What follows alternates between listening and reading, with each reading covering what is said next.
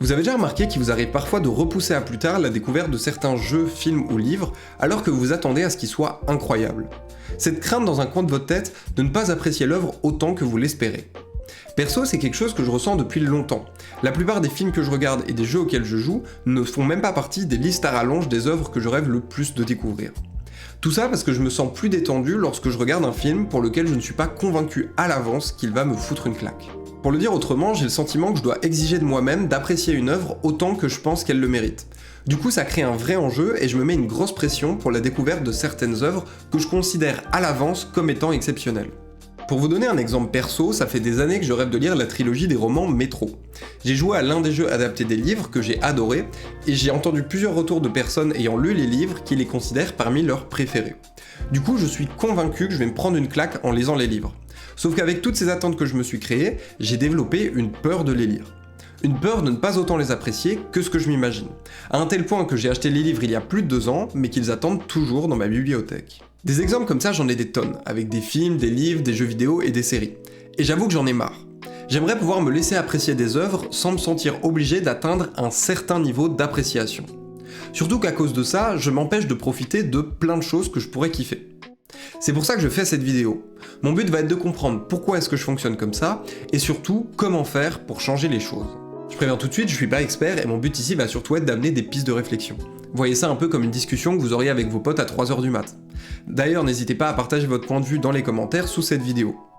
Tout ça va être basé sur une discussion que j'ai eue en live sur Twitch, et il y aura peu de montage sur la vidéo, donc vous pouvez l'écouter un peu comme un podcast en faisant autre chose sur le côté. Cela étant dit, pour commencer, j'aimerais savoir si d'autres personnes ressentent la même chose que moi. Mais en vrai, ça m'intéresserait du coup de... Est-ce que parmi vous, il y en a qui ressentent aussi ce truc-là? Est-ce que potentiellement vous avez des exemples? Arcane dernièrement, j'allais citer Arcane aussi, oh waouh. J'en attends beaucoup de Cyberpunk, putain j'arrive pas à le dire, Edge Runner, ok c'est bon. J'ai pas trop ça, du coup je suis plus curieux de vos avis, ok. Moi j'attends de faire certains jeux que j'ai achetés par peur d'être déçu. Grâce à ces premiers échanges, j'ai maintenant la confirmation que je suis loin d'être le seul à ressentir ça. C'est une bonne nouvelle car ça va nous permettre d'avoir différents points de vue, ce qui selon moi est la meilleure manière pour trouver des réponses. Avant d'entamer la discussion sur le cœur du sujet, j'aimerais faire le point sur mes premières pistes. Selon moi, la source du problème vient des attentes que je me crée sur les œuvres.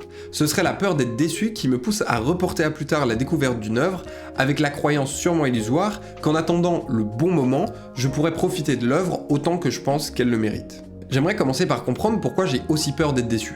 Et pour ça, je pense que la première étape, c'est de comprendre pourquoi est-ce qu'on se crée des attentes. C'est un mécanisme évolutif, prévoir, anticiper, espérer, aide à donner du sens et à se projeter dans l'avenir.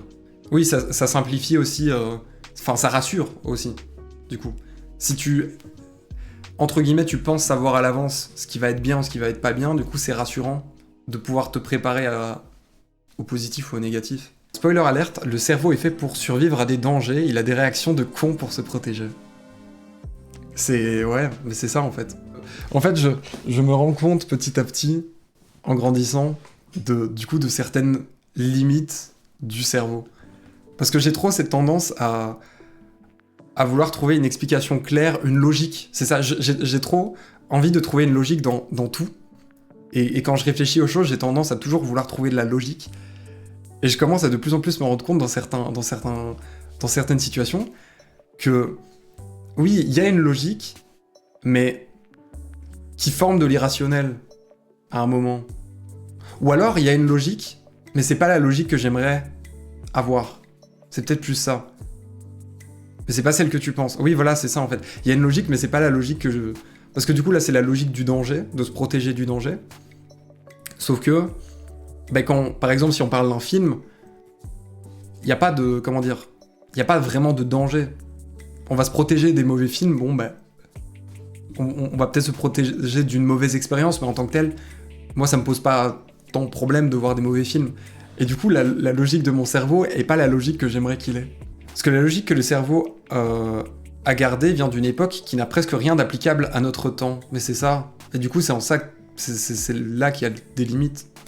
C'est que il n'a pas évolué en même temps que le contexte dans lequel on vit, que l'époque dans laquelle on vit. Et du coup, ça fonctionne pas. Après, c'est ça qui nous a permis de rester en vie. Mais c'est ça, oui. Du coup, il y a quand même une logique derrière. Et quand je prends du recul, je comprends pourquoi, du coup, nos cerveaux fonctionnent comme ça, parce que bah, c'est ce qui a permis de survivre, donc bah voilà, c'est normal. Mais c'est ça, en fait, faut apprendre à accepter tel que c'est, mais à contourner certaines limites du coup de notre cerveau. À faire avec... à nous adapter nous du coup. Et à faire avec un outil qui est peut-être pas l'outil le plus optimisé, mais c'est celui qu'on a et on sait pas faire autrement. En gros, l'idée derrière tout ça, ce serait que l'une des raisons pour lesquelles on se crée des attentes, c'est parce que c'est un réflexe naturel de notre cerveau pour se protéger. Il le fait car durant des millénaires, on a vécu dans des conditions dans lesquelles prévoir et s'attendre aux choses était souvent une question de vie ou de mort. Par exemple, prévoir si tel animal risque de nous attaquer ou non. Pourtant, le monde a fortement évolué et ce type de danger est beaucoup moins présent de nos jours. Mais le cerveau, lui, n'aurait pas évolué aussi rapidement, ce qui fait qu'il n'est plus complètement adapté au monde moderne. Il garde de vieux réflexes, y compris dans des situations dans lesquelles ça n'est pas pertinent. Si le film que vous pensiez apprécier ne vous plaît pas, ça n'a pas les mêmes conséquences que si un animal que vous pensiez inoffensif se révèle finalement dangereux. Bien sûr, il existe toujours des situations dans lesquelles prévoir et s'attendre aux choses permettent de sauver la vie, mais disons que le cerveau ne détecterait pas les nuances entre ce type de situation et les autres. Du coup, il agit de cette manière-là par défaut dans toutes les situations. Si l'on n'ose pas regarder un film par peur d'être déçu, c'est parce que notre cerveau voit la déception comme un imprévu. Or, c'est dans sa nature d'éviter les imprévus pour se protéger des dangers. Dans le cas de la découverte d'une œuvre, puisque nous avons le pouvoir de décider quand cela aura lieu, nous reportons à plus tard ce moment pour éviter un imprévu. Un peu comme si on attendait d'être suffisamment préparé pour que le risque d'imprévu soit nul. Sauf que, vous l'aurez remarqué, c'est impossible de se préparer pour ce genre de choses. Comme l'a mentionné Puck, un des viewers sur le live, une expérience réelle ne sera jamais conforme à l'imaginaire qu'on s'en fait. Il y aura toujours un certain degré de différence. Selon moi, la seule solution est d'accepter que l'on ne peut pas prévoir exactement ce que l'on va penser d'une œuvre à l'avance, mais je reviendrai sur ce point un peu plus tard. Ensuite, on a trouvé une deuxième piste d'explication concernant les attentes. Durant le live, Puck a mentionné la notion de mise en scène intérieure du plaisir. L'attente est une mise en scène intérieure du plaisir. Imaginer à l'avance ce qu'on va ressentir, c'est déjà profiter un peu. Ah, c'est intéressant ça. Ok, ça pourrait être du coup une des raisons pour lesquelles on se crée des attentes. Pour déjà profiter un peu de quelque chose. L'idée est que se projeter dans l'appréciation que l'on aura d'une œuvre nous fait déjà ressentir un certain plaisir. C'est un peu comme quand vous prévoyez des vacances à l'avance. Le fait de vous imaginer en vacances vous fait déjà ressentir du plaisir et du réconfort. Ce concept pourrait aussi expliquer pourquoi on a tendance à attendre avant de découvrir une œuvre, pour profiter le plus longtemps possible de ce plaisir précurseur. The Last of Us 2, c'est certainement un des jeux que j'ai le plus envie de faire, et sur lequel j'ai le plus d'attentes, et je n'ose pas y jouer parce que j'ai peur de me retrouver dans une situation où je me dis « bah, là je l'ai fait. Genre, je peux plus le découvrir. » C'est...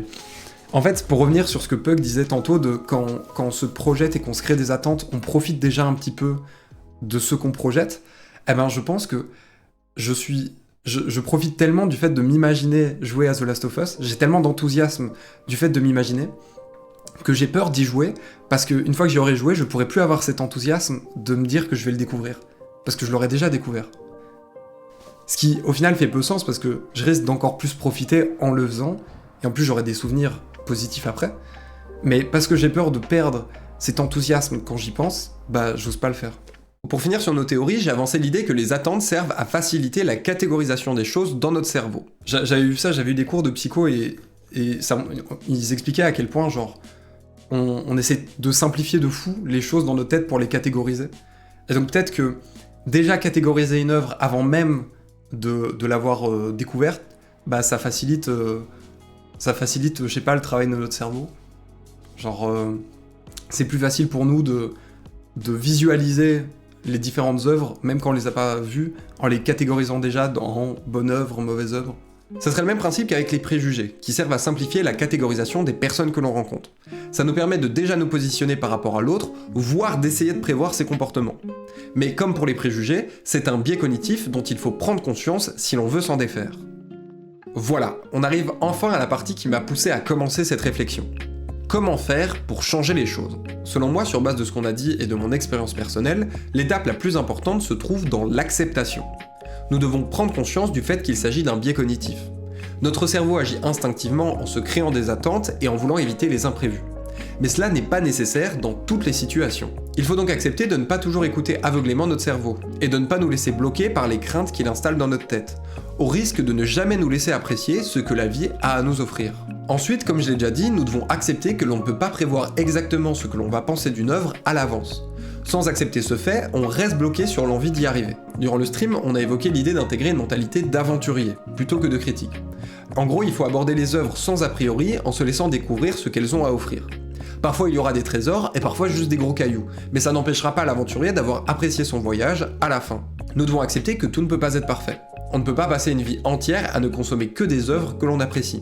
Si on reste bloqué dans cette illusion, on ne peut pas réussir à lâcher prise sur nos attentes. Je pense que ce que nous devons faire, c'est mettre nos attentes dans une boîte fermée en attendant la découverte de l'œuvre.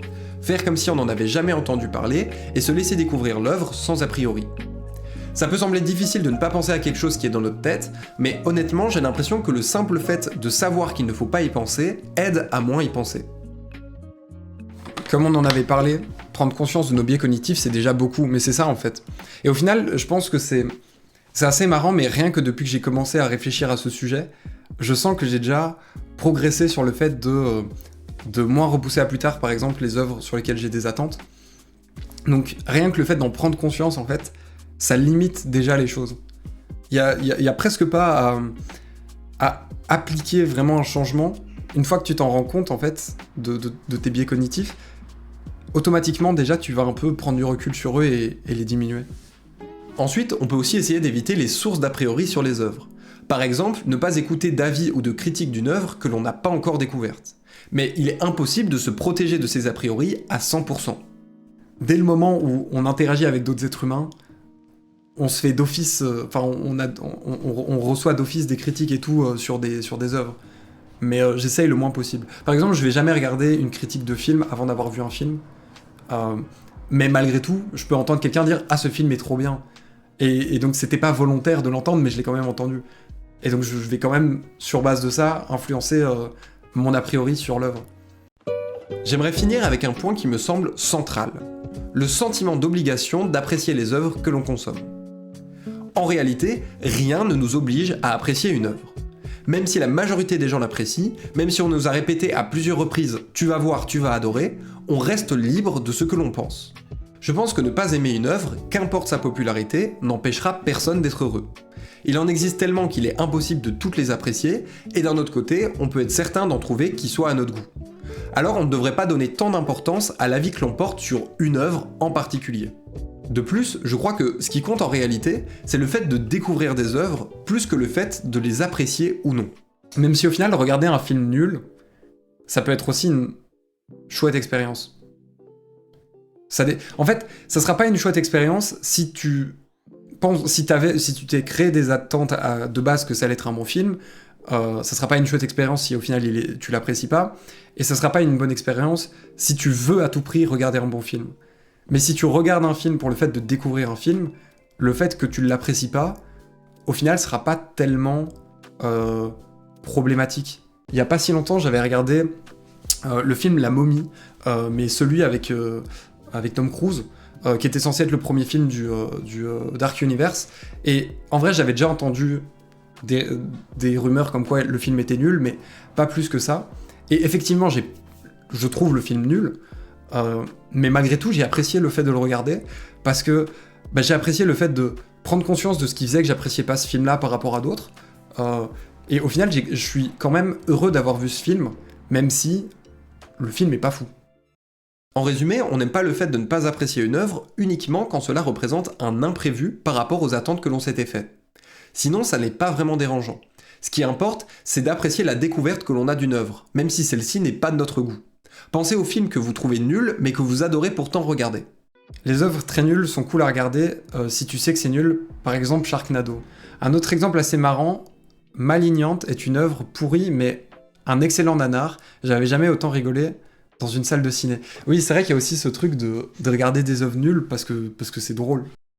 Alors je suis obligé de nuancer ce que je viens de dire et d'apporter un peu de recul par rapport à la manière dont j'ai abordé le sujet. En effet, durant la plupart du live et de la vidéo, j'ai parlé des œuvres en les mettant toutes dans le même panier.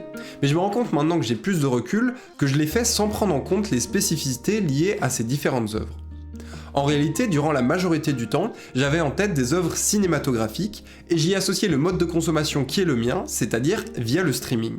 Ça pose problème sur le point que je viens d'aborder car je n'ai pas pris en compte des particularités liées à la consommation d'autres formes d'œuvres, ce qui a pourtant un impact sur la réflexion. En effet, regarder un film que l'on trouve nul peut être une bonne expérience puisque cela nous prend que 2 heures de notre temps et qu'en général avec le streaming, on n'a pas l'impression d'avoir payé pour le voir. Mais lorsque l'on sort de cette forme de consommation en allant au cinéma par exemple, ou que l'on parle d'autres formes d'œuvres, cela change complètement la donne.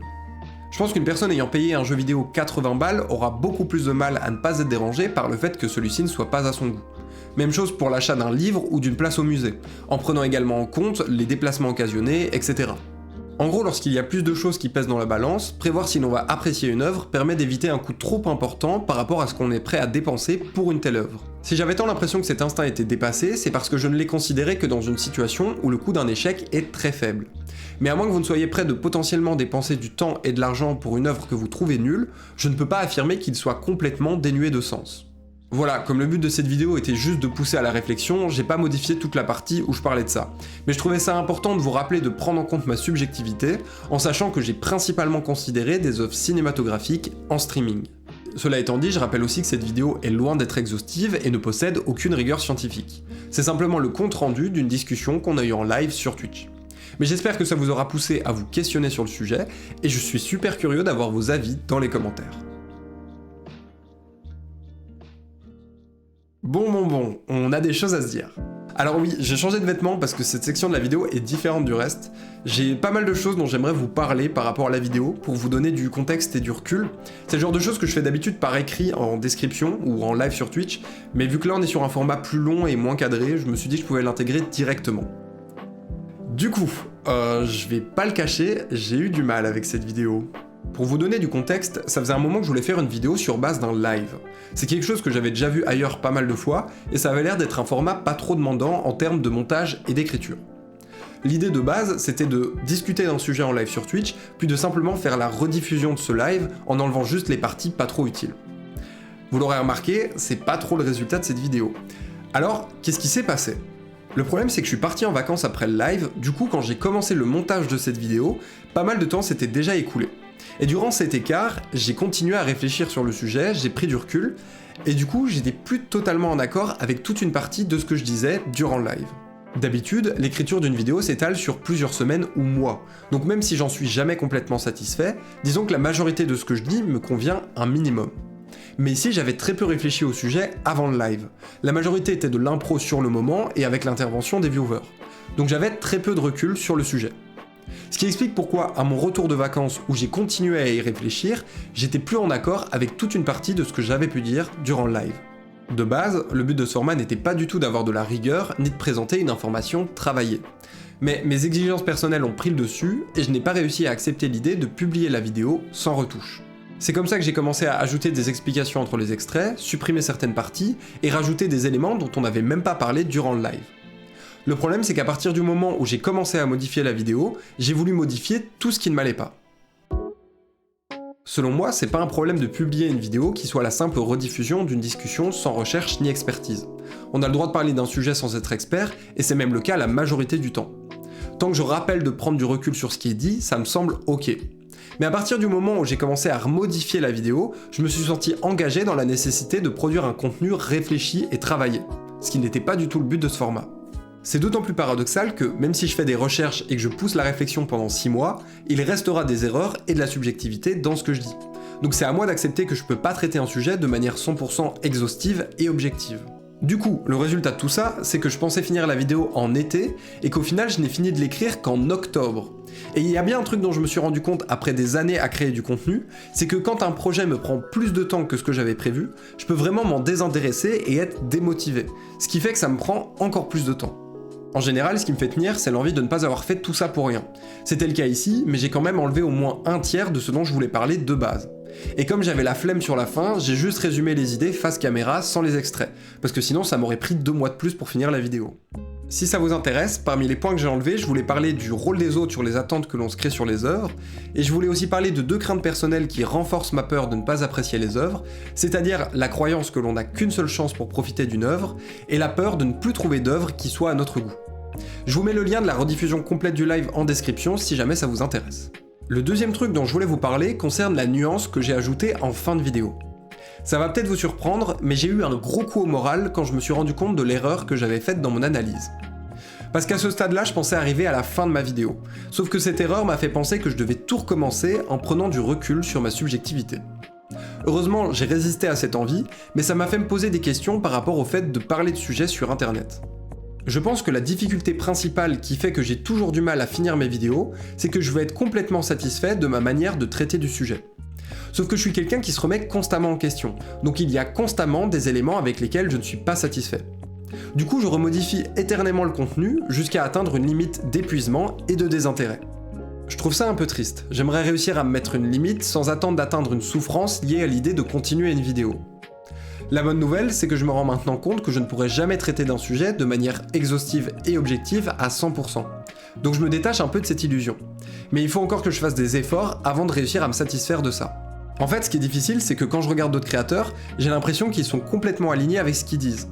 Et c'est rare d'avoir des créateurs qui poussent ouvertement au recul critique et à la prise en compte de leur subjectivité. Du coup, quand je fais une vidéo, j'idéalise le fait qu'elle soit structurée de manière simple et claire.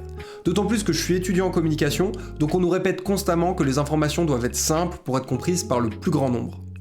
C'est pour ça qu'à chaque fois qu'un nouvel élément apparaît, je me sens obligé de remodifier toute ma vidéo, pour rester le plus simple et structuré possible. Mais j'aimerais apporter un contre-argument à cette croyance. Et si je vous en parle, c'est parce que je pense que ça m'aidera à lâcher prise. Déjà, si on prend exemple sur la recherche scientifique, il est courant, voire indispensable pour un chercheur, de clôturer sa recherche par un recul critique de celle-ci. Quelles sont les erreurs qu'il a pu commettre, comment sa subjectivité a pu l'influencer, etc. Jamais un chercheur ne peut clôturer une recherche en affirmant clairement qu'il a raison. Ensuite, je n'aime pas du tout l'idée de considérer une audience comme composée d'individus qui ne sont pas capables de faire des efforts de compréhension. Certes, on a tous des moments où faut pas trop nous en demander, mais je pense qu'apporter de la nuance sur ce qu'on dit dans une vidéo ne rend pas celle-ci incompréhensible pour autant. Alors j'aimerais bien avoir plus d'indulgence envers moi-même et assumer le fait que je fais des erreurs comme tout être humain. C'est pour ça que je pense dorénavant ne plus repartir à zéro à chaque fois que des nouveaux éléments apparaissent dans l'écriture d'une vidéo. Je vais plutôt garder les choses comme elles sont et ajouter les nouveaux éléments simplement en expliquant qu'ils ne m'étaient pas venus en tête avant. Pour finir, le dernier point dont je voulais vous parler concerne le format de cette vidéo. Certes, le résultat final ne correspond pas du tout à ce que j'avais prévu, mais ce n'était qu'un premier essai. Ça m'a permis d'apprendre beaucoup de choses et je sais maintenant mieux comment m'y prendre pour coller à ma vision du format. Je veux absolument continuer ce concept de discussion en stream, parce que j'ai adoré ça. Par contre, pour le format vidéo sur YouTube, je ne ferai plus aucune modification, mis à part quelques cuts pour enlever les parties non intéressantes. Si je veux continuer ce format, je dois accepter que le but c'est de partager une discussion, mais pas de faire une vidéo travaillée sur le sujet. Voilà, cette fois j'ai tout dit. Je sais que pour ceux qui me suivent que sur YouTube, je peux donner l'impression que je me suis beaucoup pris la tête pour une vidéo pas si importante. Ce qui en soi est pas totalement faux. Mais ceux qui suivent les lives savent que c'est quelque chose qui m'a pris beaucoup la tête ces 2 derniers mois, donc j'avais besoin d'en parler. Sur ce, je vous remercie si vous m'avez écouté jusque-là, c'est la vidéo la plus longue que j'ai jamais postée. Je suis super intéressé que vous me partagiez votre avis, que ce soit par rapport au sujet ou sur tout ce que je viens de dire. Et n'hésitez pas à passer sur les lives, on discute beaucoup et l'ambiance est trop bienveillante, donc vous êtes les bienvenus. Et voilà, des bisous!